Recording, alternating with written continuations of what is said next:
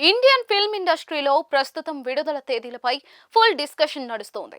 పెద్ద సినిమాలన్నీ కూడా తమ షెడ్యూల్లను మారుస్తూ క్లాష్ తప్పించుకునే ప్రయత్నంలో ఉన్నాయి. కానీ ఆ ట్రెండ్ కు భిన్నంగా స్టార్ హీరో యష్ నటిస్తున్న భారీ చిత్రం టాక్సిక్ మేకర్స్ మాత్రం తమ నిర్ణయంపై గట్టిగా నిలబడ్డారు. తమ మూవీ రిలీజ్ డేట్ మార్చి 19 అని చెప్తూనే ఉన్నారు. కేజీఎఫ్ సిరీస్ తో పాన్ ఇండియా స్టార్ గా ఎదిగిన యష్ మరొకసారి బాక్స్ ఆఫీస్ పై కన్నేశారని ఇండస్ట్రీ వర్గాలు చెప్తూ ఉన్నాయి.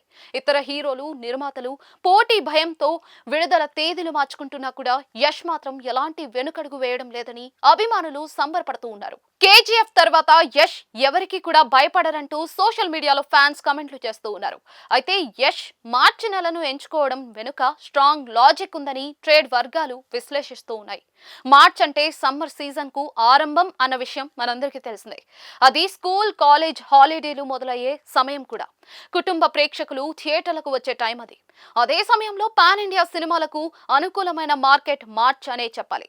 అందుకే ఆ డేట్ ను వదులుకోకుండా మేకర్స్ ముందుకెళ్తున్నారని సమాచారం. ముఖ్యంగా నార్త్ టు సౌత్ యష్ కు ప్రస్తుతం ఉన్న క్రేజ్ ను దృష్టిలో పెట్టుకుని సినిమా భారీ ఓపెనింగ్ సాధిస్తుందనే నమ్మకంతోనే నిర్ణయం తీసుకున్నారట.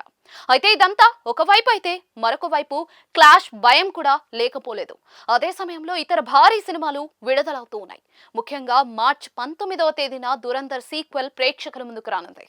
బ్లాక్ బస్టర్ హిట్ గా ఫస్ట్ పార్ట్ నిలవగా ఇప్పుడు సీక్వెల్ పై మంచి అంచనాలు నెలకొన్నాయి. ఆ తర్వాత వీక్ లో పెద్ది, పారడైజ్ లేదా ఉస్తాద్ భగత్ సింగ్ సినిమా రానుంది.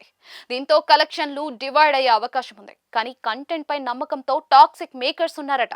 అందుకే డేట్ మార్చడం లేదని తెలుస్తోంది. ఇక టాక్సిక్ విషయానికి వస్తే యష్ కెరియర్ లో చాలా కీలకమైన సినిమా ఇది. కేజీఎఫ్ ఇమేజ్ ను మించి కొత్త తరహా కథ, కొత్త స్టైల్లో ఆయన కనిపించబోతున్నారని తెలుస్తోంది. ఇప్పటికే సినిమా నుంచి రిలీజ్ అయిన టీజర్ లుక్ పై భారీ అంచనాలు ఏర్పడ్డాయి. మూవీ సూపర్ హిట్ అవుతుందని అంచనాలున్నాయి. అదే జరిగితే యష్ మార్కెట్ మరింత పెరగడం ఖాయం. మరి చూడాలి సినిమా ఎలాంటి హిట్ అవుతుందో.